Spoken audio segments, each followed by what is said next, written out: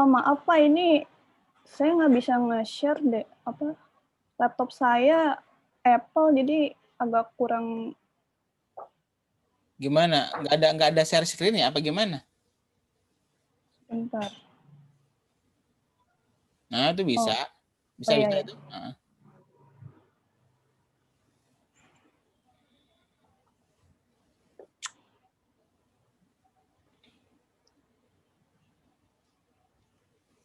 Mana? Belum kebuka PPT-nya? Udah saya buka ini. Coba share screen-nya diganti. Share screen, kemudian tampilan PPT-nya yang di-share.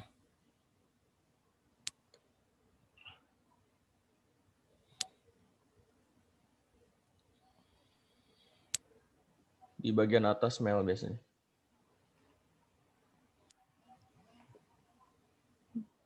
Koreanya dihapus dulu baru bisa itu. Sabar, Pi.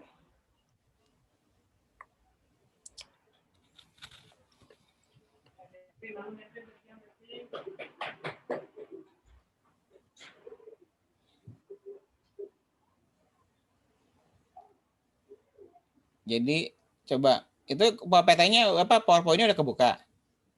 Udah di saya udah saya ini buka. Coba share screen-nya di off dulu, kemudian di share screen lagi tampilan PowerPoint-nya yang di-share coba. Jangan Explorer-nya. Coba share screen-nya di stop dulu deh. Di stop dulu, terus share screen lagi. Nah, tampilan PPT-nya yang di-share. Nah, itu udah. Udah. Ya, sudah muncul. Udah tinggal di slideshow. Diputar. Oke. Silakan.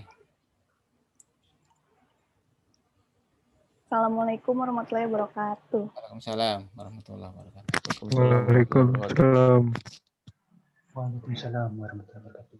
Kami dari kelompok 2 dengan teman saya, nama saya Sakina Amelia. Nama saya Gabriela. Nama saya Alifa Maulida. Langsung aja lah. Oh ya udah, langsung aja. Saya menjelaskan dari pengkodean data. Yang pertama, apa itu pengkodean data? Pengkodean data adalah suatu teknik yang dilakukan untuk memberikan penegasan pada proses yang terlibat transmisi data. Dalam proses tersebut, perlu diperhatikan pula fasilitas-fasilitas komunikasi dan media yang tersedia. Fungsi dari pengkodean data ialah menjadikan tiap karakter mempunyai arti dalam sebuah informasi. Lalu dapat membantu pada pengubahan kode dari bahasa manusia ke bahasa mesin. Tujuan pengkodean data adalah digunakan dalam komunikasi data pada sistem komputer memiliki perbedaan dari generasi ke generasi karena semakin besar dan kompleksnya data yang akan dikirim atau digunakan. Tujuan dari pengkodean data adalah menjadikan setiap karakter data dalam sebuah informasi digital ke dalam bentuk biner agar dapat ditransmisikan.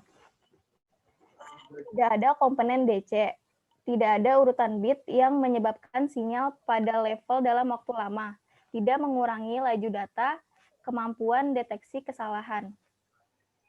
Lanjut. Teknik encoding. Ada data digital, sinyal analog, data analog, sinyal digital, data digital, sinyal analog, data analog, sinyal analog. Data digital, sinyal digital ialah discrete deretan voltage yang terputus-putus.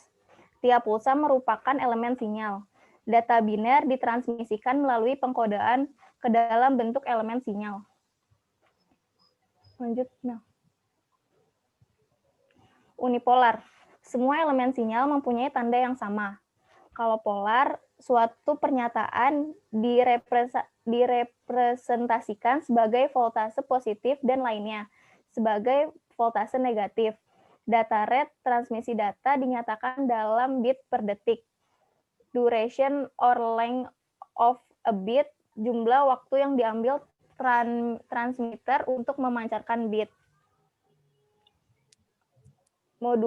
Modulation rate diukur dalam baut elemen-elemen sinyal per detik. Mark and space menunjuk pada digit biner 0 dan 1. Mengartikan arti sinyal. Harus diketahui pewaktuan setiap bit, kapan mulai dan kapan berakhir. Level sinyal pada masing-masing posisi bit. Terus faktor yang menentukan kesuksesan dalam mengartikan sinyal, perbandingan sinyal terhadap derau, rate data, dan bandwidth. Perbandingan teknik pengkodaan. Yang pertama ada spektrum sinyal. Berkurangnya komponen frekuensi tinggi, menyebabkan kurangnya bandwidth. Tanpa DC, komponen memungkinkan pengkopelan AC melalui transformer sebagai isolasi, mengkonsentrasikan daya di tengah bandwidth. Clocking, sinkronisasi transmitter dan receiver. Clock yang terpisah, mekanisme sinkronisasi sinyal. Terus ada pendeteksian kesalahan, kekebalan terhadap derau dan interferensi sinyal beberapa kode tertentu, baik untuk mengatasi derau. Terus yang terakhir, biaya dan kelengkapan. Semakin tinggi rate pensinyalan, biaya semakin mahal. Lalu beberapa kode memerlukan rate pensinyalan yang lebih besar dan dari rate data aktual.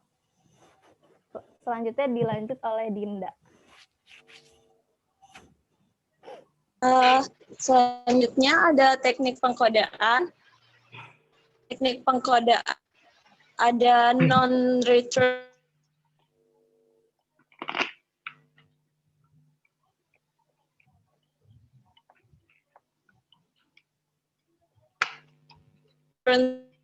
to zero SI, Polarami, Ternary, Manchester, Differential Manchester, B8ZS, HDB3. Terus selanjutnya tentang non-return to zero level atau NRZL, voltase yang berada bagi bit 0 dan 1, voltase konstan selama interval bit. Artinya tidak ada transisi, tidak kembali ke level voltase 0. Sebagai contoh, ketidakadaan voltase untuk biner 0 dan voltase positif konstan untuk biner 1.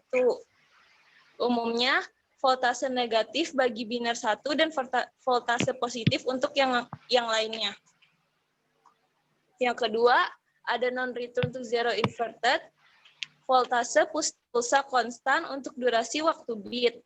Data encode ditandai kehadiran atau ketidakhadiran transisi sinyal pada permulaan waktu bit. Transisi rendah ke tinggi atau tinggi ke rendah menunjukkan biner 1. Tidak adanya transisi menunjukkan biner 0. Merupakan contoh untuk pengkodaan diferensial. Lanjut, Mel. Ini perbedaannya dari NRZL sama RRZI. Terus kelebihan dan kekurangan NRZ. Kelebihannya mudah, efisien dalam penggunaan bandwidth. Kekurangannya komponen DC. Kekurangan kemampuan sinkronasi digunakan untuk perekaman magnetik digital. Yang terakhir, tidak menarik untuk digunakan dalam transmisi sinyal. Lanjut, Mel. Yang kedua, ada multibinary level. Multi-level binary, menggunakan lebih dari 2 level sinyal, atau disebut juga dengan bipolar AMI. Artinya, biner 0 dinyatakan melalui non-sinyal. Biner 1 dinyatakan oleh pulsa positif atau negatif. Pulsa biner 1 harus berganti-ganti polaritasnya. Kehilangan sinkronasi tidak akan terjadi bila muncul string panjang 1. Tidak ada komponen DC murni. Bandwidth-nya rendah. Mudah mendeteksi kesalahan. Lalu yang pseudo ternary, biner 1 menyatakan tidak ada sinyal. Biner 0 menyatakan pulsa yang berganti-ganti negatif dan positif. Tidak ada kelebihan atau kekurangan dibandingkan dengan bipolar AMI. Lanjut. Ini perbedaannya bipolar AMI sama pseudo ternary. Selanjutnya, trade-off for multilevel binary. Dia tuh tidak efisiensi NRZ, tapi tiap elemen sinyal dinyatakan dalam 1 bit. Pada sistem level 3, sinyal dapat dinyatakan dalam log 23 atau 1,58 bits. Receiver sinyal harus dapat membedakan ketiga level, yaitu A+, Amin, dan O.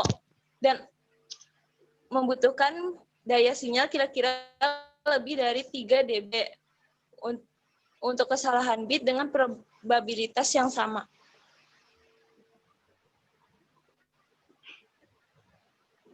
Yang terakhir ada B-phase. B-phase itu ada 2, yang satu Manchester, yang satu diferensial Manchester. Yang Manchester, transisi di tengah-tengah setiap periode bit. Transisi bermanfaat sebagai mekanisme detak dan data. Transisi rendah ke tinggi menyatakan biner 1. Transisi tinggi ke rendah menyatakan biner 0. Digunakan untuk standar III atau 802,3. Untuk yang diferensial Manchester, transmisi pertengahan bit digunakan untuk menyatakan detak. Transmisi pada permulaan periode bit menyatakan 0. Ketidakadaan transmisi pada permulaan periode bit menyatakan 1. Digunakan pada III 802,5. Selanjutnya akan dilanjutkan oleh Monica Gabriela. Tadi dulu, kekurangan-kelebihannya belum. Maaf. Kelebihan dan kekurangan B-phase. Kekurangan, memerlukan paling sedikit 1 transisi per bit dan mungkin mempunyai 2 transisi. Rate modulisasi maksimum 2 kalinya NRZ, memerlukan bandwidth yang lebih besar. Kelebihannya, sinkronasi pada pertengahan transisi bit, tanpa komponen DC dan pendeteksi kesalahan. Nah, ini adalah untuk gambar rate modulasi. Next, Mel. Selanjutnya ada teknik sampling. Teknik sampling itu digunakan untuk menempatkan data yang akan menghasilkan level tegangan konstan yang digantikan oleh deretan data pengganti. Dia menghasilkan level voltase konstan, terus runtutan pengisi, yang menyediakan transisi yang cukup untuk sinkronisasi. Harus dikenal oleh receiver dan akan digantikan oleh runtunan yang asli. Runtunan ini sama panjangnya dengan yang asli. Lalu dia tanpa komponen DC, tanpa runtunan panjang dari sinyal jalur level 0, tanpa pengurangan rate data, dan mampu mendeteksi kesalahan. Next, Mel. Lalu selanjutnya ada B8ZS. B8ZS ini singkatan dari Bipolar with X0 substitution berdasarkan pada bipolar ini. Nah, apabila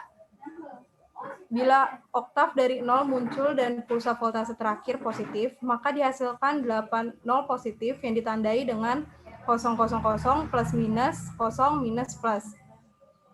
Bila oktav dari 0 muncul dan pulsa voltase terakhir negatif, maka dihasilkan 80 oktav yang ditandai dengan 000 minus plus 0 plus minus.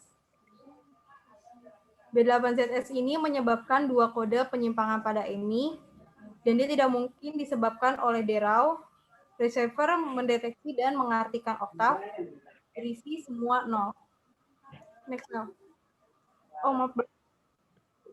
Terus ada HDB3. HDB3 ini singkatan dari High Density Bipolar 3 Zeros.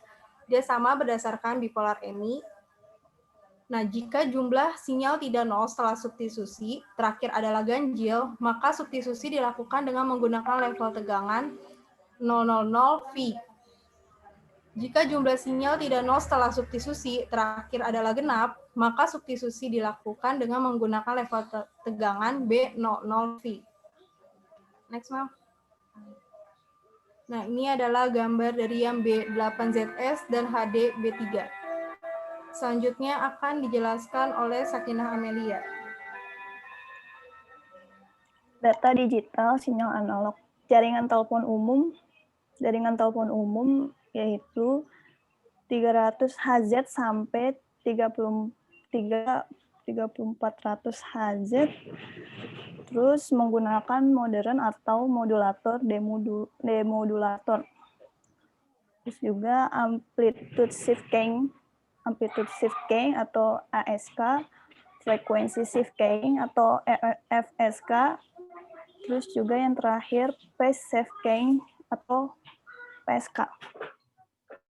Ini contoh teknik modulasi seperti yang ada di gambar. Shift keying yaitu amplitude shift keying, yaitu dua nilai biner dilambangkan dua amplitudo berbeda dari sinyal pembawa. Umumnya salah satu amplitudo adalah 0, rentan terhadap perubahan yang tiba-tiba. Tidak terlalu efisien, pada jalur derajat suara digunakan sampai 1200 bps dan menggunakan serat optik. Terus yang kedua itu frekuensi shift keying. Nilai biner ditunjukkan oleh dua frekuensi yang berbeda atau frekuensi pembawa. Lebih tahan terhadap kesalahan daripada ASK. Pada jalur derajat suara digunakan sampai 1200 bps dan frekuensi radio tinggi. Yang terakhir, phase shift keying. Sinyal pembawa diubah untuk menampilkan data. Terus yang terakhir, diferensial PSK. Perubahan fase lebih berkaitan dengan bit yang ditransmisi sebelumnya daripada dengan sinyal patokan konstan. Dan ini contoh ASK on voice grade line. Data analog, sinyal digital. Digitalisasi, yaitu mengubah data analog menjadi data digital. Data digital dapat ditransmisi menggunakan NRZL. Terus data digital dapat dikonversi menjadi sinyal analog. Lagi konversi analog ke digital menggunakan kode atau coder atau decoder. Terus juga lanjut modulasi kode pusat dan modulasi delta. Ini contoh delta modulation example-nya atau contohnya. Dan ini delta modulation operation. Terus data analog, sinyal analog.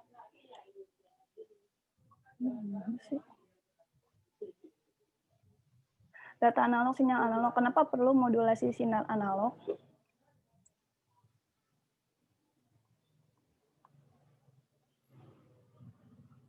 Frekuensi tinggi dapat memberikan transmisi yang lebih efisien. Modulasi memperbolehkan frekuensi division multiplexing. Terus tipe modulasi, amplitude, frekuensi, dan phase. Ini contoh analog modulation seperti di gambar. Dan ada lagi spektrum penyebaran. Data analog atau data digital, sinyal analog, terus menyebarkan data melalui bandwidth yang luas, pencegahan informasi dan gangguan lain, terus frekuensi hopping atau lompatan frekuensi, yang terakhir direct sequence atau deretan langsung. Sekian, ada yang ingin Bu bertanya? Baik, untuk termin pertama dibuka 3 pertanyaan. Mungkin ini pasti banyak pertanyaan. Pada ngerti nggak apa yang dijelasin tadi? Pada ngerti nggak? Ayo.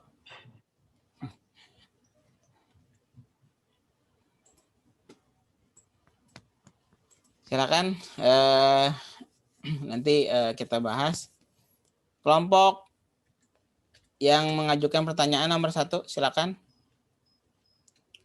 Harus ada perwakilnya ya, masing-masing kelompok. Saya, Pak. Silakan. Kelompok berapa, nama siapa? Nama saya Sekil, Pak, dari kelompok 1. Ya, silakan. Pertanyaan saya, jelaskan 3 prinsip sistem modulasi digital.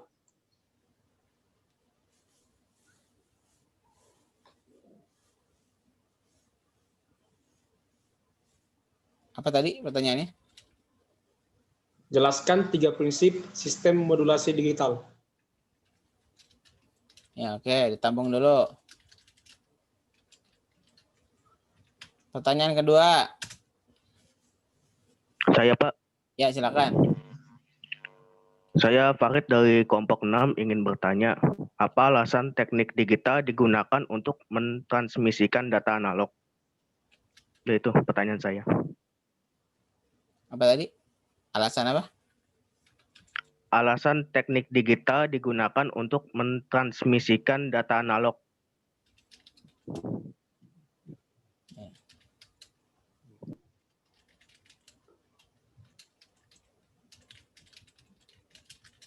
Ya, satu lagi. Saya Pak, Ya, silakan. saya Muhammad Rendito dari kelompok 4. Ya. Tadi kan udah disebutin ya, 3 Ya. tipe modulasi kayak amplitude, frekuensi, dan phase. Ya. Kalau boleh tahu fungsinya buat apa ya? Oke. Ya.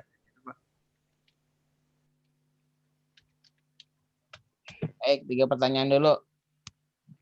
Silakan dijawab.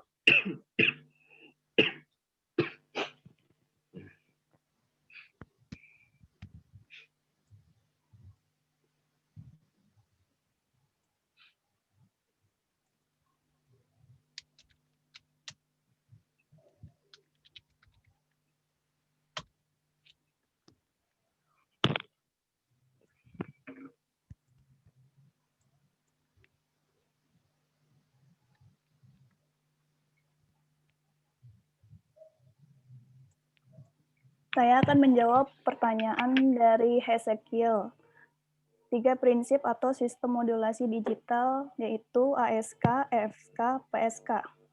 ASK itu pengiriman sinyal berdasarkan pergeseran amplitude, merupakan suatu metode modulasi dengan mengubah-ubah amplitude. Dalam proses modulasi ini, kemunculan frekuensi gelombang membawa tergantung pada ada atau tidak adanya sinyal informasi digital. Terus EFK yaitu pengiriman sinyal melalui pergeseran frekuensi. Metode ini merupakan suatu bentuk modulasi yang memungkinkan gelombang modulasi menggeser frekuensi output gelombang pembawa. Pergeseran ini terjadi antara harga-harga yang telah ditentukan semula oleh gelombang output yang tidak mempunyai fase terputus-putus. Dalam proses modulasi ini besarnya frekuensi gelombang pembawa berubah-ubah sesuai dengan perubahan ada atau tidak adanya sinyal informasi digital. Terus yang terakhir PSK. Pengiriman sinyal melalui pergeseran fase. Metode ini merupakan suatu bentuk modulasi fase yang memungkinkan fungsi pemodulasi fase gelombang termodulasi di antara nilai-nilai diskrit yang telah ditetapkan sebelumnya. Dalam proses modulasi ini, fase dari frekuensi gelombang pembawa berubah-ubah sesuai dengan perubahan status sinyal informasi digital.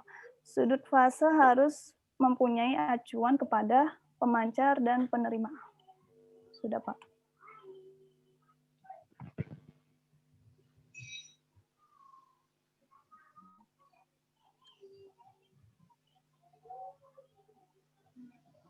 Sudah, Pak.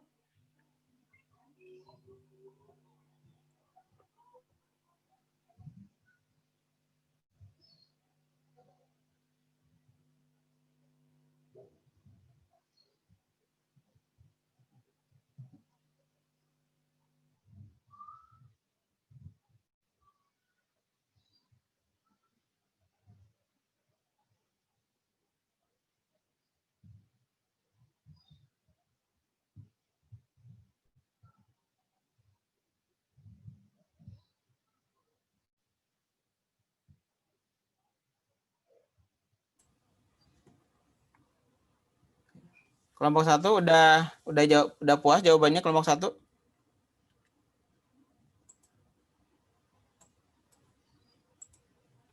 Udah, Pak. Oke, baik. Ya, kalau sudah silahkan dijawab pertanyaan kedua dari kelompok 6.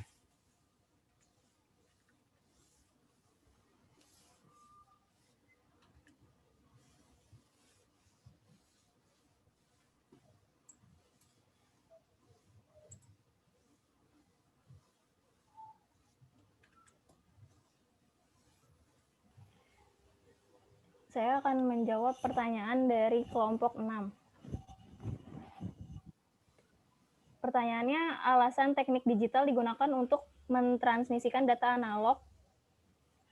Jawabannya karena repeater yang digunakan sebagai pengganti amplifier tidak terdapat di raw tambahan.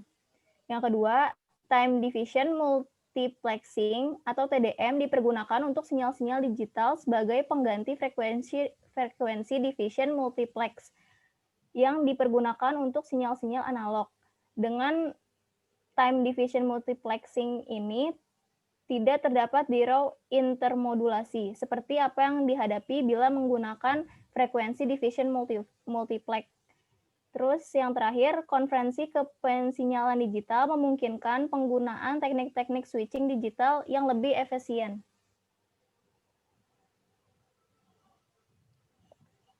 Baik. Gimana? Kelompok 6 sudah? Sudah, Pak. Sudah puas. Oke. Satu lagi dari kelompok 4, pertanyaan ketiga. Silakan dijawab.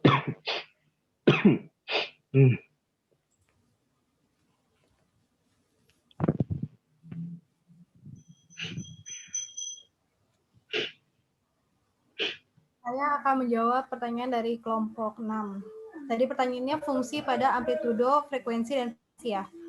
Kalau misalnya amplitudo itu, dia sinyal pembawanya berubah-ubah secara proporsional terhadap amplitudo sinyal pemodulasi, sedangkan frekuensi tetap selama proses modulasi. Itu untuk yang amplitude, fungsi amplitude. Kalau yang frekuensi, dia sinyal informasi akan mengubah frekuensi gelombang pembawanya, sedangkan amplitudonya tetap selama proses modulasi. Sedangkan yang terakhir, yang phase, dia itu untuk mengubah fase gelombang pembawanya. Sedangkan berbeda sama yang amplitudo. Kalau amplitudo, gelombang pembawanya tetap tidak berubah. Oh iya, teknik modulasi fase ini jarang digunakan karena memerlukan perangkat penerima yang lebih kompleks. Saya juga agak kurang ngerti, Pak, untuk yang fungsi 3 ini. Mungkin Bapak bisa menambahkan. Ya, baik nanti. Oke, gimana kelompok 4? Ya, baik Pak. Sudah jelas menurut saya. Ya, oke. Terima kasih. Ya, sebelum saya jelaskan, satu termin lagi, biar semua kelompok kebagian untuk bertanya. Ya, silakan yang kelompok di termin kedua, 3 pertanyaan lagi dari kelompok yang belum mengajukan pertanyaan. Silakan kelompok. Saya, Pak. Ya. Kelompok berapa? Saya Rimba dari kelompok 3. Ya, silakan. Tadi itu kalau nggak salah menyinggung tentang pseudotenary ya. Itu siapa sih? Pseudotenary. Ya, oke. Oke. Pertanyaan kedua. Saya mau nanya, Pak. Ya, silakan dari kelompok 5. Ya. Apa yang dimaksud dengan differential Manchester? Ya.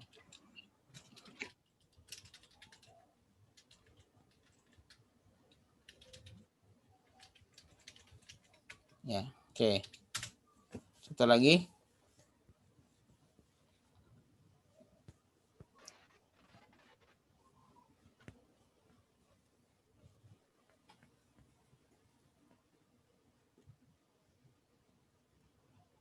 Kelompok yang belum berapa nih?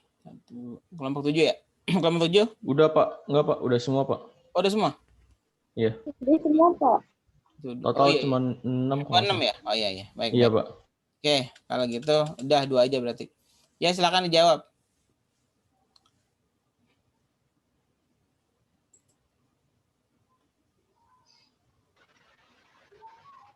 Saya akan menjawab pertanyaan dari yang dimaksud dengan teknik pseudotenary itu apa? Tadi kan namanya begitu. Pseudotenary termasuk ke dalam multi-level binary, yaitu suatu kode di mana binary 1 diwakili oleh ketidakadaan nilai sinyal dan binary 0 oleh penggantian pulsa-pulsa positif dan negatif. 1 menggambarkan adanya jalur sinyal, 0 melambangkan perwakilan dari positif dan negatif. Terus tadi pertanyaan selanjutnya,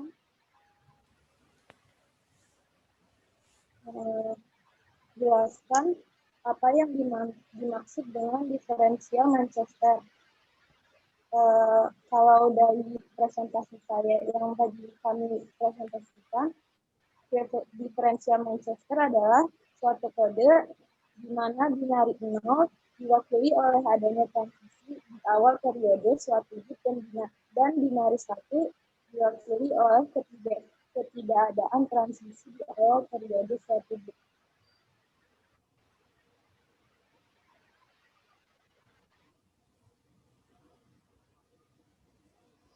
Ya, bagaimana? Kelompok yang bertanya tadi sudah? Jelas. Oke. Jelas, Pak. Ya. Baik. Oke, kalau gitu kita akan bahas ya mengenai diskusi kita pada hari ini tentang pengkodean data ya. Mungkin tadi banyak ini dulu aja. Nah, baik. Jadi mungkin agak sedikit bingung ya, memang banyak sekali istilah gitu ya. Tapi kita simpulkan aja, dibikin simpel aja. Karena sebetulnya materi yang ini nih itu udah lebih teknis. Ini sebetulnya kita tuh hanya sekedar tahu aja ya. Kalau untuk teknik detailnya ini nanti kalau kamu jurusannya telekomunikasi, nah itu baru kita harus ngerti karena memang ini ada kaitannya ya dengan proses ya untuk transmisi data ya. Kalau orang telkom ya, orang yang kuliah di telkom ini harus bisa gitu karena nanti akan terkait dengan pembuatan alat-alat telekomunikasi, kemudian bagaimana sebuah alat itu bisa mentransmisikan data gitu, kita harus tahu ya teknik-tekniknya dan algoritmanya. Tapi kalau sekarang yang penting kita tahu bahwa dasarnya aja, artinya kenapa sih data itu harus dikodekan. Tadi kan ada pertanyaan, apa itu pengkodean data? Itu dulu yang harus kita bahas. Nanti teknik-tekniknya banyak ya, saya tidak akan jelaskan detail. Nanti kalau mau detail itu di di googling juga ada, karena nanti akan terkait dengan perhitungan-perhitungan ya, algoritma-algoritma. Tapi yang penting kita tahu dasarnya bagaimana. Nah, minggu lalu kita sudah membahas mengenai yang disebut dengan transmisi data. Ya, transmisi data. Apa sih transmisi data itu? Ya, yang kemarin sudah kita jelaskan ya. Proses terjadinya pengiriman data ya dari sumbernya ya sampai ke penerimanya. Begitu ya. Apa aja tuh, dari ada sumbernya, ada transmitter, ada media transmisi, kemudian ada receiver dan juga ada penerimanya, gitu ya. Nah, sudah dibahas juga kemarin media-media tentang media transmisinya, ada yang media guide, kemudian ada media unguide ya, dan selanjutnya ya. Nah, proses transmisi data itu akan terkait dengan yang namanya data dan sinyal, gitu kan ya. Nah, tadi juga sudah dipaparkan ya. Data itu kan ada data analog, ada data digital. Begitu juga sinyal, ada sinyal analog, ada sinyal digital. Nanti tergantung nih mau ditransmisikannya seperti apa, menggunakan media apa. Karena itu juga akan terkait dengan itu. Nah, dalam proses transmisi data, ya, data ini ya pada saat dikirim melalui media transmisi, itu datanya harus diubah dulu, ya, diubah dulu bentuknya atau istilahnya dikodekan. Ya, dikodekan atau diubah bentuknya karena akan dikirim dalam bentuk sinyal. Jadi yang dikirim dalam media transmisi itu bukan data tapi sinyal. Ingat ya, sinyal. Nah, nanti sinyal di sana di receivernya baru diubah lagi gitu ya. Nah, jadi sinyal itu dikirim itu nanti datanya ada di situ. Jadi harus ada carrier-nya, harus ada pembawanya. Begitu ya. Jadi sekarang sinyal itu bisa membawa data. Nah, makanya sekarang kenapa banyak model-model alat teknologi bagaimana caranya agar data itu bisa dikirimkan lewat media apa aja. Dulu kita tahu bahwa data itu hanya bisa dikirim ya, itu lewat media.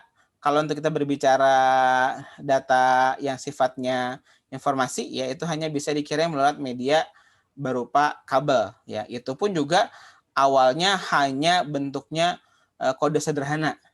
Ya, ingat kan waktu dulu itu sebelum sekarang ya, untuk bisa menyampaikan pesan dari satu tempat ke tempat lain.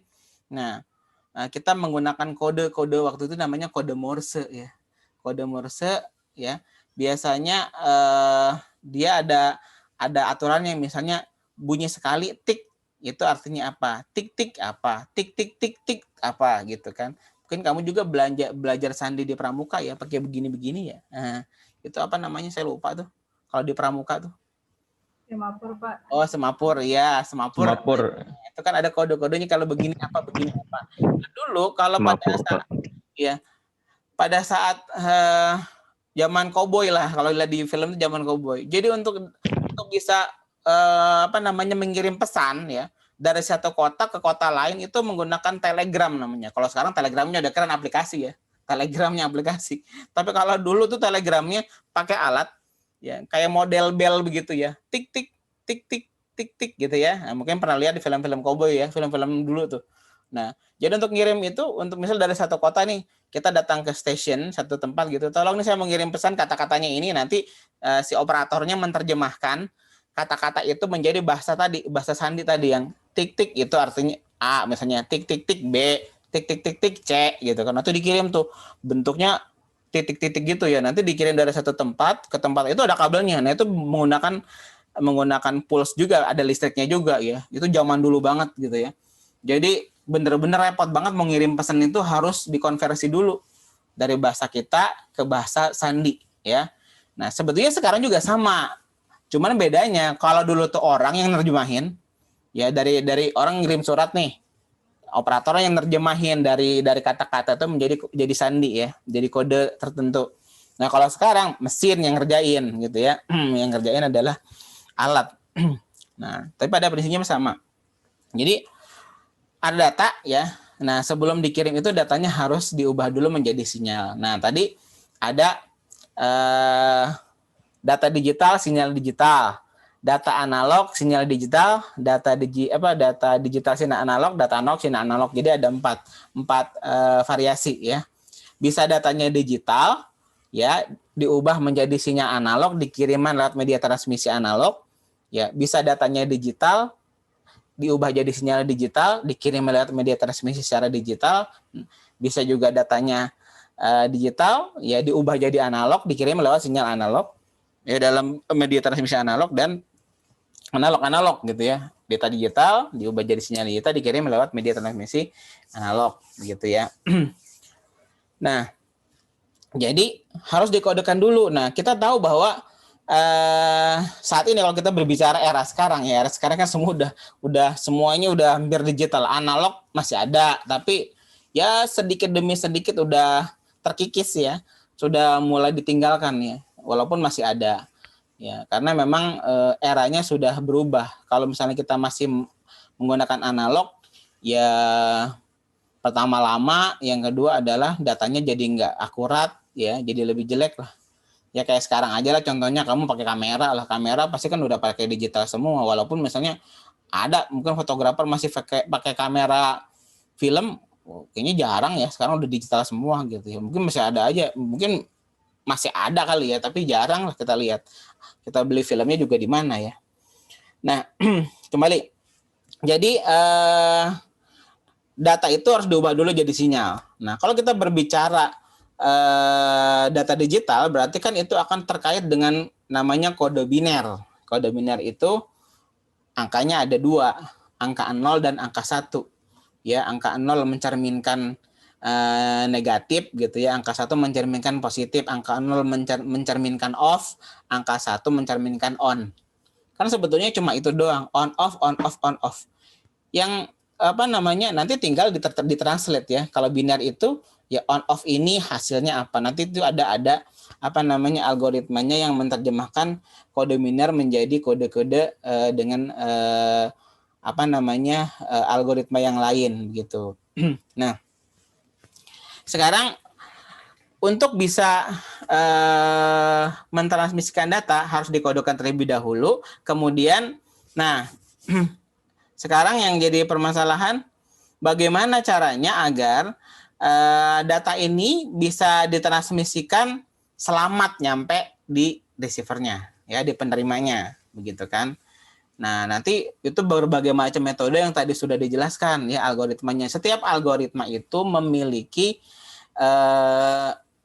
kelebihan dan kekurangan, ya. Artinya setiap algoritma itu punya fitur masing-masing, gitu ya. Nah, tadi kita tidak akan bahas secara detail untuk algoritmanya, tapi yang jelas adalah bagaimana caranya agar data ini bisa selamat sampai di tujuannya. Nah, yang jadi masalah adalah pada saat transmisi data, ya, dari mulai pengirim sampai penerima ini kan ada prosesnya. Nah, prosesnya ini yang perlu diperhatikan. Ya, pertama adalah pada saat proses konversi data menjadi sinyal, kita menggunakan alat yang namanya modulator demodulator, ya, atau istilahnya juga bisa disebut dengan coder atau encoder, gitu ya, yang merubah. Nah, kalau di komputer sendiri, ya, yang buat contoh aja, kamu suka ini nggak? Suka mengkonversi video nggak? Siapa yang pernah konversi video dari satu format ke format yang lain? Pernah nggak? Pernah, Pak. Pernah? Pernah, Pak. Pernah, Pak. Misalnya gini, pernah ya? Misalnya kamu punya video formatnya MOV, mau diubah jadi MP4, gitu ya? Atau kebalikannya, gitu. Nah, untuk bisa mengubah atau mengkonversi dari satu format ke format yang lain itu butuh software yang disebut dengan software encoder. Ya, biasanya kamu download tuh dari situs misalnya freecodec.com, yaitu ada yang namanya K-Lite Codec misalnya. Pernah download mungkin ya, K-Lite Codec gitu. Nah, itu biasanya isinya adalah kumpulan-kumpulan codec atau kumpulan-kumpulan software-software codec macam-macam di situ, ya. Biasanya juga dia ngasih playernya, biasanya pakainya media player classic. Nah, itu setelah kita install, Windows kita itu akan bisa mengenali berbagai macam jenis format-format kompresi video dan juga audio. Jadi kalau kita download video apa aja dengan format macam-macam, kita play itu bisa. Makanya misalnya kamu nih contoh mungkin pernah kejadian, kamu download satu file video gitu ya ke dalam komputer, ya kamu download, tiba-tiba nggak bisa diputar gitu kan. Pas diputar pakai player, ada tulisannya, ya, misalnya codec error gitu ya, berarti si player itu tidak menemukan codec yang sesuai dengan kompresi data yang digunakan oleh si video itu. Nah, itu contohnya aja. Contohnya artinya untuk mengkonversi data ke bentuk yang lain ya dengan juga kompres, pasti namanya itu pasti ada kompresi ya, ada kompresi data. Ya begitu juga nanti ini ada kaitannya dengan transmisi data karena itu juga nanti ada yang modelnya datanya dikompres, ada yang tidak gitu ya, ada yang real. Kalau dikompres kan tujuannya apa sih? Tujuannya untuk memperkecil bandwidth ya, memperkecil bandwidth agar pada saat transmisi data itu lebih cepat gitu, lebih cepat, mengurangi error, kebutuhan bandwidth-nya jadi lebih kecil ya, tidak harus besar-besar. Nah, itu tujuannya. Nah, jadi datanya diubah dulu ya dengan kode. Kalau kita misalnya contoh nih kasusnya biar gampang pakai kasus aja ya. Jadi ada data ya ingin ditransmisikan lewat media internet ke satu tempat gitu ya. Nah, kita punya komputer kita terhubung dengan modem ya, terhubung dengan modem dari provider kan, colokin gitu kan. Nah, lalu kita olah di sini datanya di komputer, berarti kan digital nih. Nah, lalu kita ingin kirimkan datanya, ya ingin kirim, berarti si modem ini nanti berfungsi sebagai encoder ya, yang merubah data digital dari komputer masuk ke dalam modem. Modem itu nanti mengolah data ini lalu diubah menjadi sinyal. Lalu dikirim lewat jalur kabel data tadi ya, kabel mungkin fiber optik, dikirim nanti di sana di penerimanya juga sama, harus ada modem yang sama ya, modem yang sama nanti dia akan menerima sinyal dari transmitter, Sip. Nah, kemudian nanti sinyal itu nanti diubah lagi. Dia di decode namanya. Kalau tadi encode, ya encode itu merubah data jadi sinyal. Nah, kebalikannya kalau dari sinyal dari data itu namanya di decode namanya ya, decoder. Jadi ada encoder, ada decoder. Nah, decoder fungsinya untuk mengubah sinyal jadi data. Lalu setelah jadi data barulah dialirkan lagi ke komputer yang di sana.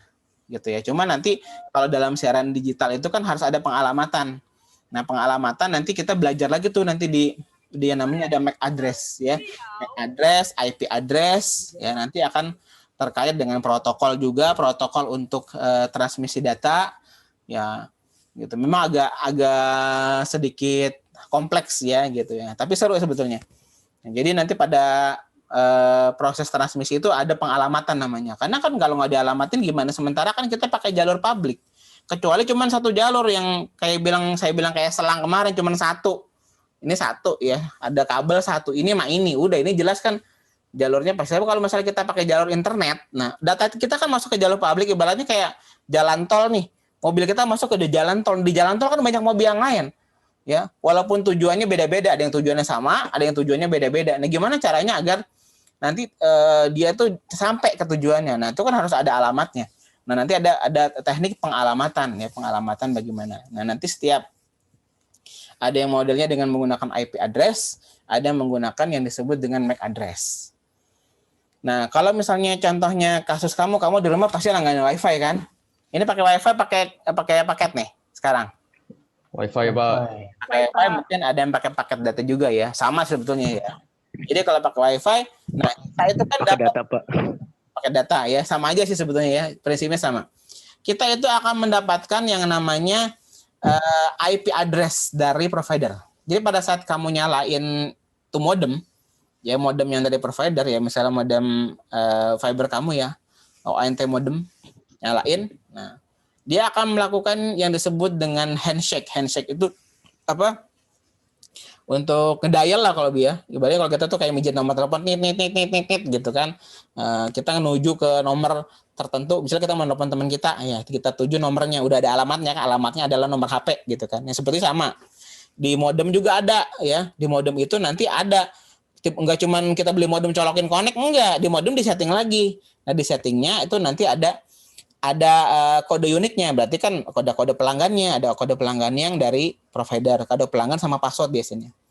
Nah, nanti itu sudah di sana di pusat ya, di komputer pusatnya sudah diregistrasi bahwa modem yang udah dikasih sama provider kan ada seri modemnya. Modem ini dengan seri ini sudah didaftarkan, sehingga pada saat dia mau connect, ya kayak kita nih, kayak kamu mau Zoom nih, kalau saya nggak admit nggak bisa kan ya?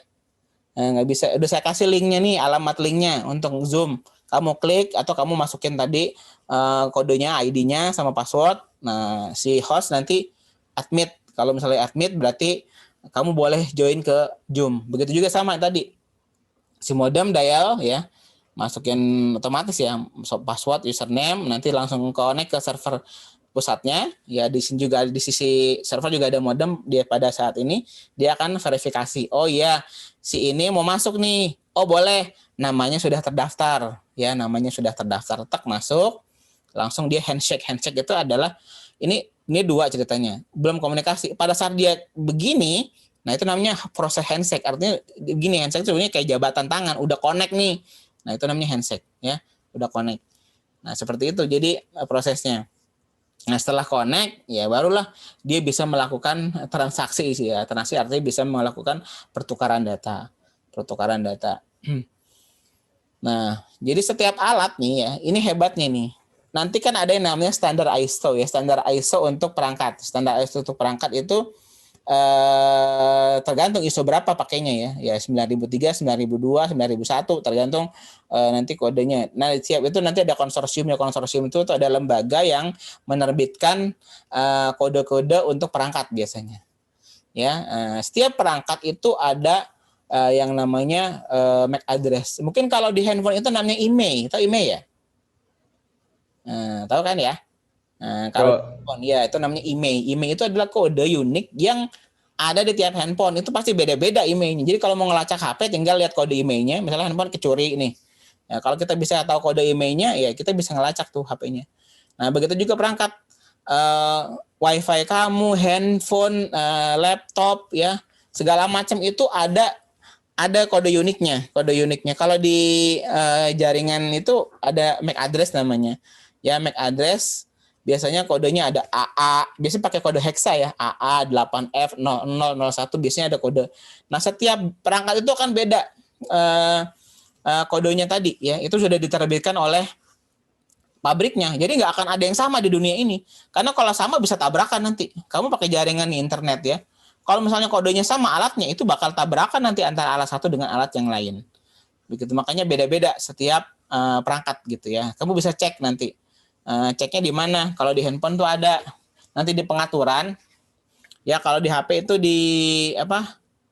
Nah, kalau di pengaturan di situ kan biasanya ada about ya, ada tentang telepon. Nah, ada tentang telepon. Nah, di tentang telepon itu ada status, di sini ada. Nah, kalau di nggak kelihatan sih ya mungkin. Kalau di sini tuh ada. Nah, di sini ada kode-kodenya nih. Misalnya nih, pertama email ya. Ini email nih. Kalau di sini ada email. Slot 1, slot 2. Lalu ada nih alamat WiFi MAC. Ini MAC address namanya. WiFi-nya, makanya WiFi dia nih alatnya si handphone ada. Lalu di sini ada nomor seri. Ya, jadi di sini ada kode-kode setiap perangkat. Nah, kalau di sini ada namanya alamat WiFi MAC. Jadi perangkat WiFi yang ada di handphone kita itu ada alamat MAC address-nya. Dan ini tidak akan sama di seluruh dunia. Mau kamu beli handphonenya di mana aja, pasti yang namanya MAC address-nya tidak akan sama. Sebab kalau sama, ya nanti pada saat kamu connect ke jaringan itu, ke jaringan WiFi misalnya, itu misalnya handphonenya kodenya sama. Nah, kamu connect ke jaringan ke WiFi yang sama, ya nanti bentrok semuanya. Cuma nanti juga ada pengalamatan yang menggunakan IP address. Nah, kalau IP address nanti akan kita bahas di pertemuan selanjutnya. Itu ada kelas-kelasnya, ya. Ada kelas A, kelas B, kelas C, ya. Nanti kalau kelas C itu ada kelas yang udah skupnya kecil, ya. IP-nya 192.168, ya. Titik misalnya 1.XX. Nah, belakangnya sampai 256. Jadi dalam satu segmen itu hanya maksimal 256 device atau 256 user paling banyak gitu ya untuk kelas C. Nah, untuk kelas B ntar naik lagi, kelas A naik lagi. Gitu. Jadi ada kelas-kelasnya. Nah, itu IP, tapi itu masih versi 4. Nanti ada IP versi 6, lebih banyak lagi usernya ya. Nah, begitulah ya. Nah, kemudian ya berbicara tentang amplitude, frekuensi, ada phase gitu kan ya. Jadi amplitude itu kan artinya panjang gelombang ya. Panjang gelombang mungkin kemarin sudah sedikit saya jelaskan mengenai gelombang, khususnya ini adalah gelombang analog ya. Gelombang analog itu kita tahu bahwa bentuknya gelombangnya sinus ya. Sinus dan sifatnya adalah kontinu atau berlanjut ya. Ada tidak ada sinyal, gelombang analog itu akan terus berada ya. Kemarin juga sudah saya jelasin ya. Contohnya kalau misalnya di pesawat telepon ya, di pesawat telepon itu kan kemarin udah saya contohin, kan ada pakai kabel. Nah, pesawat telepon itu ada listriknya, ada listrik yang mengalir ke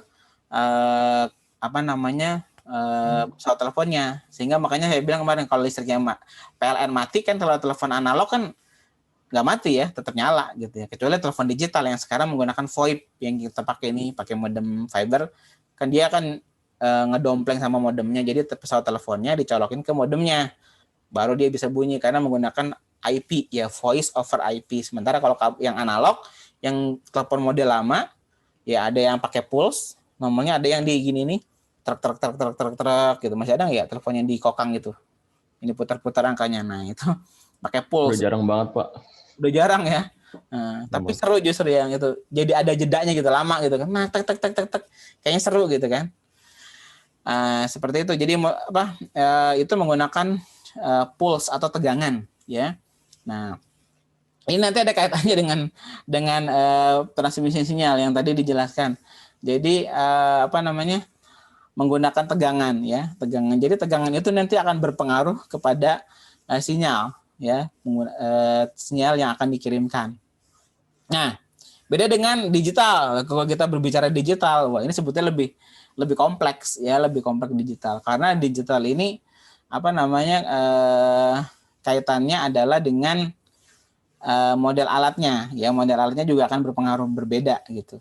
Nah tapi digital ini kelebihannya adalah, nah noise-nya lebih sedikit ya, ada sih noise tapi sedikit gitu ya, maksudnya enggak seperti layaknya analog. Kalau analog itu karena dia bentuknya pulse atau tegangan, kemudian dia gelombangnya kontinu, nggak ada data dia sinyalnya tetap jalan, itu kalau si kontinu ya si apa namanya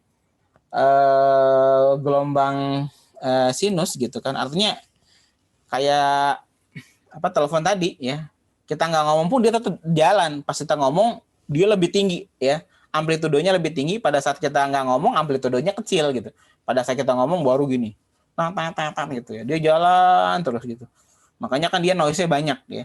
Noise-nya biasanya kalau namanya tegangan itu kan noise-nya kemarin sudah dijelasin juga kan, akan hubungan karena ada elektromagnet, listrik, pengaruh, petir lebih parah gitu kan. Nah, tegangan juga itu pengaruh. Tegangan tuh harus stabil tuh kalau pakai analog, karena analog tuh base-nya adalah pulse, base-nya adalah tegangan kalau analog.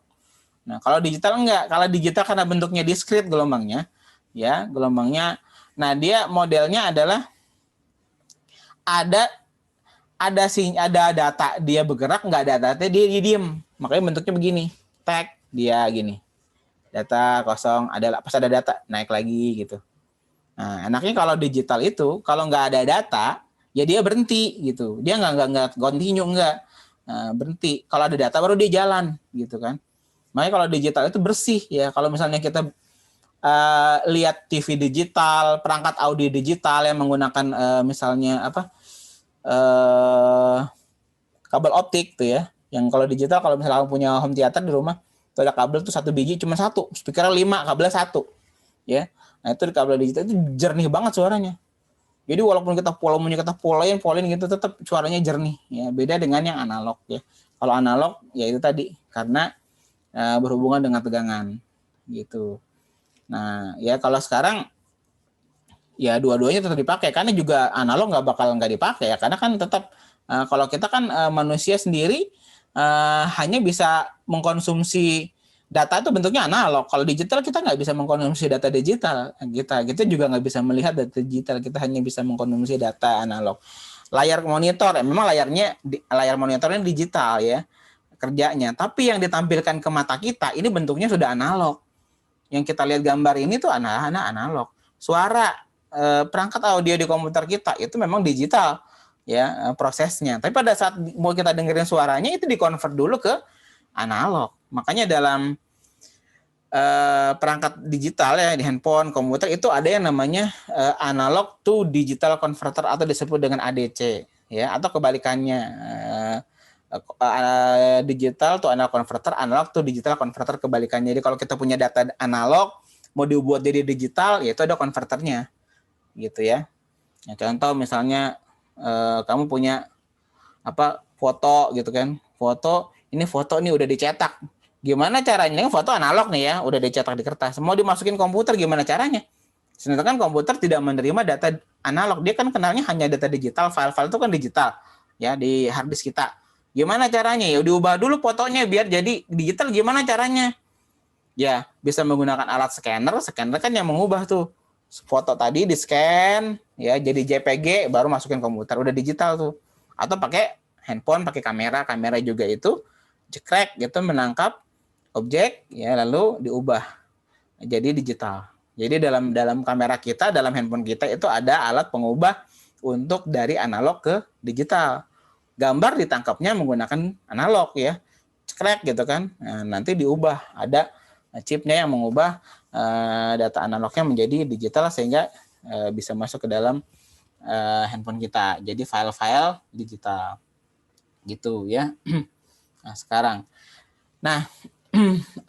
dalam proses komunikasi ya, komunikasi data ya yang diperhatikan adalah selain tadi ya kemarin pada saat transmisi data ya, model-model transmisinya apa saja, kemudian media-media yang digunakan.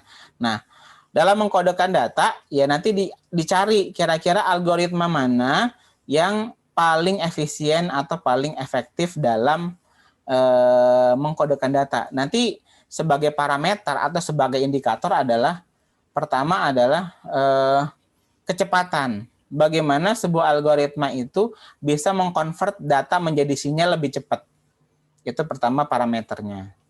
Nah, yang kedua adalah masalah akurat atau tidak akuratnya. Artinya nanti ada indikator untuk error correction atau kesalahan dalam proses konversi. Karena ini juga akan berpengaruh. Biasanya kan yang namanya dikonversi itu ada aja errornya, ada aja rusaknya, ada aja kurangnya. Gitu ya. Kayak kamu deh udah konversi data biasanya itu ada aja misalnya yang jadi lebih jelek gitu daripada aslinya. Tapi selama masih bisa dibuka nggak masalah. Tapi kalau misalnya sudah berubah datanya, nah itu berarti ya udah itu berarti jangan dipakai lagi. Contoh kayak kamu misalnya mengkonvert file gambar dari satu format ke format lain. Aslinya kamu punya format misalnya PNG gitu ya, PNG. Lalu mau kamu convert ke format yang lain ya. Nah, pas di-convert kemudian ternyata hasil konversinya itu tidak sesuai dengan yang diharapkan. Artinya dari yang aslinya ya dengan konversinya itu jauh beda gitu. Yang aslinya bagus banget, konversinya hancur gitu kan. Atau ada warna yang berubah. Nah, itu berarti kan tidak sempurna ya. Mungkin kalau gambar sih nggak ini banget, tapi kalau itu misalnya datanya itu bentuknya data yang harus benar-benar akurat, nilainya angka-angka yang nggak boleh berubah, itu kan susah. Itu ngeri kan, misalnya kita kirim angka 2, nyampe di sana jadi angka 3, gimana coba? Ya, kita kirim uang 1 juta, nyampe sana 100.000, hilang di jalan 900.000, repot kan ya? Nah, seperti itu modelnya. Jadi data itu kan pada saat dikirim itu nanti setelah diubah jadi sinyal kan lewat media transmisi itu akan mengalami perambatan tuh jalan datanya. Nah, itu kan harus kita nerimanya harus sempurna ya. Dikirimnya 100 harus nerimanya 100. Kalau dikirimnya 100 nerimanya 90 ya nanti ngaco. Nah, ya itu makanya banyak faktor. Ya, tapi kalau sekarang sih kayaknya alat-alat udah canggih-canggih ya. Artinya sudah sempurna lah. Ya buktinya kita bisa seperti ini sekarang ya, bisa berinteraksi dengan jaringan internet dengan online dengan kondisi yang bagus ya. Ini jaringan kita bagus nih berarti ini. Kenapa? Karena nggak putus. Coba kalau jaringan, boleh saya host ya. Kalau jaringan internet saya di rumah saya ini berantakan, ya pasti udah disconnect mulu dari tadi. Ya pasti putus nyambung terus. Gitu. Jadi sekarang memang butuh juga jaringan yang stabil. Nanti jaringan yang stabil itu kan pengaruhnya ada dari alatnya, ya kemudian juga dari media transmisinya. Media transmisinya juga berpengaruh. Ya kalau sekarang mungkin udah nggak usah diragukan lagi karena udah rata-rata udah pakai fiber optik ya. Pakai fiber optik dijamin data yang dikirimkan dari mulai pengirimnya sampai penerimanya tuh nyampainya sempurna gitu ya. Karena bandwidth-nya besar, gangguannya lebih sedikit. Kalau fiber optik kan gangguannya lebih sedikit ya. Beda dengan kabel tembaga. Kalau tembaga tadi gangguannya itu bisa dari arus listrik, panas, ya termal, kemudian ada gelombang elektromagnet ada berpengaruh. Tapi kalau fiber optik karena dia itu kaca modelnya, kaca itu tuh anti cuaca. Ini panas juga nggak masalah ya. Nah, kemudian nggak ada gangguan dari gelombang elektromagnet. Nah, paling gangguan kaca itu adalah dia tuh karena dia kaca ya, dia tuh rentan terhadap ya mungkin benturan atau misalnya kalau kabel itu ditekuk gitu ya, jadi nggak boleh ada tekukan, jadi dia nggak terlalu elastis, yang elastis dikit tapi nggak boleh terlalu patah gitu. Beda dengan kabel tembaga kan kita buntil juga nggak apa-apa. Nah kalau fiber juga kelemahannya itu aja sih. Udah gitu kalau misalnya biasanya sih kalau di kehidupan ini yang sering terjadi kalau kena kabel, kena layangan kan, kena misalnya orang main layangan nyangkut tuh di kabel, tarik patah kabelnya. Tak, udah, itu ribet ya. Nyambungnya ribet, nggak kayak kabel tembaga. Gampang kabel tembaga, dikelet-kelet, puntir-puntir, kasih solatif, itu selesai. Kalau kabel tembaga, kalau fiber optik, gimana cara nyambungnya gitu ya. Orang kacanya patah gitu kan, nah itu susah. Nah, lebih susah ininya apa namanya memperbaikinya ya dibandingkan dengan nyambung gitu. Kalau mendingan nyambung dari awal deh ya daripada maksudnya daripada kita benerin mendingin dari awal sambungan gitu. Seperti itu biasanya. Makanya agak susah kalau terjadi kerusakan ya, harus cari bagian mananya gitu. Nanti kan dia kan ininya ngetesnya susah ya, kalau kabel tembaga pakai multitester selesai. Ujung-ujung kalau pakai fiber optik kan agak susah. Karena dia harus ngontrolnya pakai cahaya. Jadi ada kayak alat gitu kasih cahaya. Nah, nanti cahaya ini harus tembus sampai ujung-ujungnya. Nah, kalau udah cahayanya nyampe berarti tuh kabelnya bagus. Gitu ya. Oke. Nah, jadi sekarang yang kesimpulannya adalah apa yang digunakan sekarang ya. Maksudnya kalau sekarang digunakan apa sih sebetulnya yang dipakai untuk pengkodaan data ya. Kemudian juga yang dipakai untuk pengiriman data tuh apa sih sekarang? Ya, yang sekarang yang dipakai adalah untuk pengiriman data ya kita sudah menggunakan digital ya.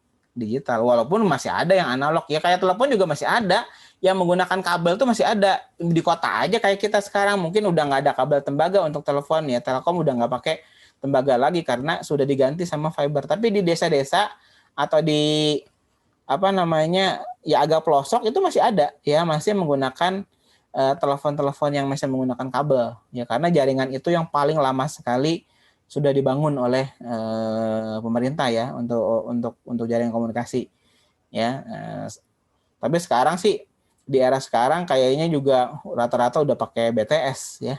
Jadi handphone ya, utamanya handphone kalau sekarang, karena handphone ini bebas ya, bebas dari perkabelan gitu. Jadi di mana aja dia bisa akses. Yang penting kita bangun BTS. Ya, BTS juga kan nggak harus pakai kabel. Bangun BTS-nya paling ya untuk kabelnya listriknya. Kalau listriknya kita nggak bisa pungkiri harus nyolok ke listrik ya, cari gardu PLN tarik. Tapi kalau untuk sinyalnya itu nggak harus pakai kabel lagi, karena dari antar BTS, ini BTS yang satu, ini BTS yang lain, itu hanya pakai sinyal juga. Jadi pakai alat receiver juga gitu ya. Nah, namanya di repeater namanya. Ini misalnya ini BTS pusat nih aslinya. Ini BTS untuk penguatnya. Ya nanti ini ke sini ya udah pakai sinyal juga gitu, nggak dikasih kabel bawahnya enggak, atau di kabel di atas enggak, tapi juga sudah menggunakan sinyal gitu, jadi udah pakai frekuensi juga gitu. Kan pernah lihat kan BTS kan alat-alat yang ditaruh di atasnya apa aja modelnya, ada yang kayak gendang ya, bulat gitu. Nah, ya ada yang gendang, ada yang modelnya seperti begini ya, kotak gitu. Jadi antena itu kayak speaker gitu, Pak? Ya, kayak speaker. Itu namanya antena sektoral. Kalau dalam jaringan itu namanya sektoral. Antena sektoral. Ya. Kalau yang model ini, ya itu bisa bentuknya grid ya. Ada antena model grid. Grid itu yang kayak parabola lah modelnya. Kayak parabola ada jaring-jaringnya. Ya, ada jaring-jaringnya. Itu namanya grid jenisnya. Ada lagi yang modelnya tongkat satu. Tongkat begini nih, panjang tongkat. Nah, itu namanya antena omnidireksional. Nah, kalau antena omni, itu dia bisa menyebar 360 derajat. Kalau sektoral, dia menyebar dengan sudut elevasi antara 0 sampai 45 atau 0 sampai 90 derajat. Jadi daerah yang segini aja, misalnya daerah sini, 45 derajat ke sini, dia pasang ke sini lagi, 45 derajat ke sini, pasang ke sana, gitu. Nah, jadi, beda-beda. Cuman memang kalau pengen mencakup semua itu pakai omni. Cuma omni ininya karena dinyebarnya 360 derajat, daya pancarnya sedikit, nggak kuat gitu dibandingkan dengan yang sektoral. Sektoral itu lebih kuat karena dia lebih fokus gitu dibandingkan dengan yang omni gini. Gitu ya. Ini pengalaman saya karena saya side jobnya salah satunya adalah pasang-pasang jaringan gitu ya. Kemudian juga saya bikin semacam RT RW net di kompleks saya juga, terus nyebarin ini juga internet ke sekolah-sekolah gitu ya, jadi semacam provider lah tapi kecil-kecilan gitu. Nah itu jadi pengalaman saya di situ nyeting untuk perangkat-perangkat yang digunakan untuk bisa menghubungkan jaringan dari satu tempat ke tempat lain. Nah itu macam-macam modelnya. Nah sekarang ini udah banyak ya, banyak merek juga gitu. Jadi kita udah enak sekarang. Kalau dulu kita harus pakai merek-merek branded dan harganya mahal, kalau sekarang sudah banyak merek Cina ya, jadinya lebih murah lah, lebih murah jatuhnya. Ya kayak HP aja lah ya, sekarang banyak HP Cina. Dulu kan kita beli HP pasti Nokia mereknya. Ya kalau sekarang ya bisa pakai HP yang mana aja. Ya kayak gitu. Sama di elektronik rata-rata sekarang sudah banyak produk-produk dari Cina yang murah, tapi ya nggak selamanya produknya jelek juga ya. Banyak yang bagus justru ya. Banyak yang bagus. Jadi rata-rata sekarang juga banyak pakai produk Cina. Telkom sendiri aja kan pakai produk Cina ya. Rata-rata pakai Huawei dia untuk jaringannya. Kalau mau pakai Cisco kemahalan ya. Cisco mahal banget. Kalau untuk infrastruktur ya pakai Huawei udah bagus kok ya. Ini juga udah lumayan. Sekarang kita pakainya handphone kan Xiaomi ya. Xiaomi juga lumayan bagus ya, bagus handphonenya ya nggak murah-murah amat kan dibanding, kecuali kalau merek-merek itu tuh Imo, Mito ya. Apalagi itu Advan itu murah-murah kan ya. Tapi kita tahu kan kualitasnya ya begitulah, kurang bagus. Ya, tapi kalau untuk merek-merek yang kayak Xiaomi, ya Vivo, ya itu juga udah cukup bagus. Ya, apalagi yang merek Huawei itu keren handphonenya. Saya lihat ya kameranya keren. Cuman memang karena sekarang ada perseteruan dengan Google, ya akhirnya nggak disupport oleh Google. Jadi sekarang kalau kita beli handphone merek Huawei yang baru-baru, ya nggak ada Google Play Store-nya ya. Jadi dia punya aplikasi sendiri, bikin aplikasi sendiri. Ya nggak masalah sih ya, selama didukung nggak masalah. Biasalah persaingan dagang antara satu perusahaan dengan perusahaan yang lain. Biasanya kalau melihat perusahaan maju gitu biasanya suka ada iri-irian biasanya gitu ya kan. Oke, bagaimana, apakah sudah mengerti tentang diskusi kita pada hari ini? Ada yang mau ditanyakan? Pak, saya mau tanya. Boleh, silakan. Katanya kabel fiber itu bahaya ya Pak, kalau putus itu, benerin? Apanya tuh bahaya? Katanya kacanya itu bahaya Pak. Oh kacanya. Iya, bahayanya juga kaca ya. Orang gelas pecah aja bahaya ya, keinjek. Iya kaca. Ya, kebetulan saya kan pernah pasang juga ya. Ya nggak apa-apa sih. Kalau patah ya memang ada serpihannya. Maksudnya kalau kena serpihannya kacanya. Iya Pak. Nah, gimana? Iya. Ya paling luka. Nggak apa-apa. Nggak jadi kena itu jadi meninggal enggak ya. Biasa aja. Saya pernah juga kena paling ini juga barat doang gitu ya. Luka gitu. Emang itu kenapa katanya? Kamu baca artikel? Iya, kirain racun gitu Pak. Oh, enggak juga. Isu itu Pak. Itu kaca biasa, ya kaca biasa sih, sebenarnya kaca biasa. Kaca biasa gitu. Cuman yang hebat ini adalah sistemnya sebetulnya yang jadi masalah bukan kacanya ya. Kaca kan bisa macam-macam. Cuman sistem dia untuk bisa mengubah, ya itu yang paling hebat sebetulnya, sistem yang bisa mengubah data ya menjadi sinyal. Lalu sinyal itu dialirkan lewat kabel fiber dalam bentuk cahaya. Itu sebetulnya yang paling hebat. Ya, yang bikin kerennya adalah dia bisa mengubah data jadi sinyal, sinyalnya bentuknya cahaya gitu yang bisa dikirim nanti lewat kabel fiber. Nah, itu dia. Nah, sekarang kan kita tahu cahaya kecepatannya berapa? Cepat banget nggak? Iya, Pak. Nah, kalau ada petir nih, yang kita dengar suara dulu apa cahaya dulu? Cahaya dulu. Cahaya dulu. Ya berarti cahaya itu sangat cepat. Bahkan secara teori 1 kali maksudnya 1 detik gitu cahaya itu bersinar itu bisa mengelilingi bumi sebanyak 7 kali gitu ya. Caranya di 1 kali itu bisa mengelilingi bumi 7 kali, saking cepatnya tuh kecepatan cahaya itu. Ya, saking cepatnya. Makanya itu kenapa sekarang digunakan itu karena memang aliran datanya sangat cepat sekali. Cuma memang sekarang kan fiber itu sudah versi berapa terakhir ya? Artinya dia sudah bisa menghantarkan data ya. Karena awal kan cuma 1 Gbps ya, tapi sekarang udah di atas itu. Ya, udah lebih dari Gbps lah di versi-versi yang selanjutnya, versi 2 ya. Nah, jadi nanti sistemnya yang akan diubah gitu sistemnya. Tetap jaringannya tetap sama ya, menggunakan kabel yang sama tapi sistemnya yang diubah. Kayak LAN aja. Ya kalau LAN itu nanti berpengaruh juga kalau kalian masih pakai kabel ya, masih pakai kabel yang LAN biasa, tapi sekarang udah GBPS. Nah, kabelnya harus pakai kabel Cat 6. Ya, Cat 6. Jadi kalau kamu beli kabel LAN ya untuk internet, itu cari kabel yang tipenya itu adalah kategori 6, Cat 6. Nah, karena Cat 6 ini kabelnya bisa menghantarkan data GBPS, bukan lagi Mbps, tapi GBPS. Ya, jadi kalau kamu misalnya langganan nih, ya, langganan internet dari salah satu provider, speednya adalah 300 Mbps. Nah, kamu jangan pakai LAN biasa ya.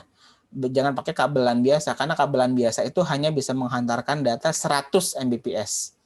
Nah, jadi kamu beli kabel yang Cat 6, lalu juga LAN card-nya, LAN card yang kamu punya juga harus GBPS, ya. Jadi, ini saya kasus gitu, saya langganan provider yang speed-nya tinggi. Waktu itu, waktu belum ngeh gitu kan, saya kenapa kok saya langganan 300 misalnya, tapi kok yang dapat cuma 99, 95 gitu. Ternyata kabel yang saya gunakan masih kabelnya adalah Cat 5. Ya, pas saya ganti kabel Cat 6, udah langsung ngacir jalannya. Gitu ya, harus diganti kabel yang Cat 6. Biasanya agak tebal, kalau 6 biasanya lebih tebal, udah gitu. Biasanya dia di tengahnya ada satu kabel dikelilingin sama ada pembungkusnya, jaketnya sama apa namanya? Kayak aluminium gitu ya. Kayak aluminium foil gitu. Ngelilingin di pinggirnya biasanya. Jadi dua penguat. Pada penguatnya ada tarikannya satu di tengah ya. Itu kalau yang blended ya. Yang saya pakai yang kabel Belden Cat 6 yang asli ya. Nah, itu tebal banget tuh, kalau ditarik-tarik nggak apa-apa. Itu kuat biasanya. Walaupun dia indoor, kalau kita pasang di outdoor juga kayaknya kuat. Nah, sekarang rata-rata orang sudah beralih ke Cat 6 karena masalah speed ya, karena speednya lebih kencang dan kabelnya lebih kuat biasanya. Ya, udah. Silakan, ada yang mau ditanyain lagi nggak? Boleh? Oke. Tidak ada pertanyaan? Baik. Oke, kalau begitu untuk pertemuan kita pada siang hari ini saya cukupkan di sini ya. Nanti kita lanjutkan diskusi kita pada pekan depan ya. Kemudian jangan lupa kelompok yang barusan presentasi tolong dibuat resumenya ya, dibuat kesimpulan dari hasil diskusi kita pada hari ini ya. Oke, sebelum kita akhiri, foto lagi ya. Tadi ada yang belum foto kayaknya. Saya ini dulu, silakan kameranya di-on-kan dulu semuanya.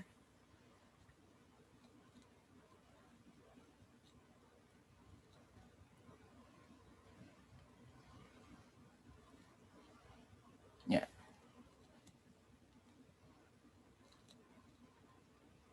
Oke, siap ya. Yang belum on, kameranya di-on-kan dulu. Kecuali yang kameranya rusak ya.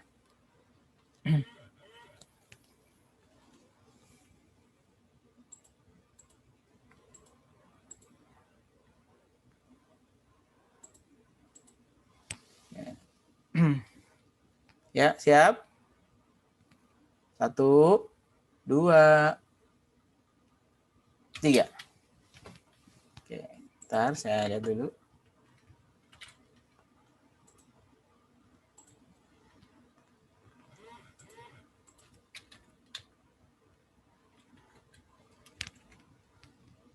Ya, sudah. Baik, terima kasih atas perhatiannya. Mohon maaf atas segala kekurangannya. Saya akhiri dengan Assalamualaikum warahmatullahi wabarakatuh. Waalaikumsalam warahmatullahi wabarakatuh, Pak. Terima kasih, Pak. Terima kasih banyak ya, Pak. Terima kasih, Pak. Terima kasih banyak.